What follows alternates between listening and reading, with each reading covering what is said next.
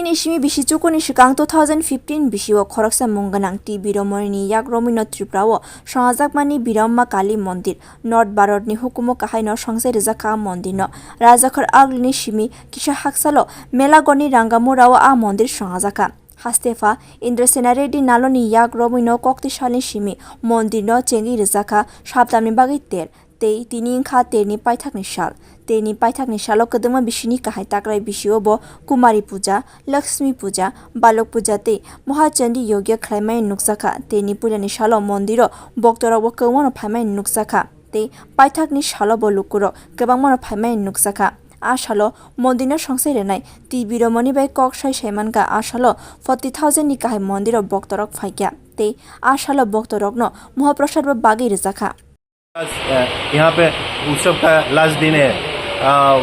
उपस्थित भक्तों का अंदर आप जो प्रसाद देगा इसमें सर कितना लोग होता है आपका अंदाज? हर साल में 30 से 40,000 हो जाता है। 30,000 हम क्योंकि हमारे तो गिनती तो प्लेट्स है 25,000 प्लेट पहले खरीदता है, उसके बाद 10,000 खरीदता है, फिर भी लोग बड्डी उल्टी में लेके जाता है 30,000 लोग आराम से खाए, बहुत लोग ही देता है।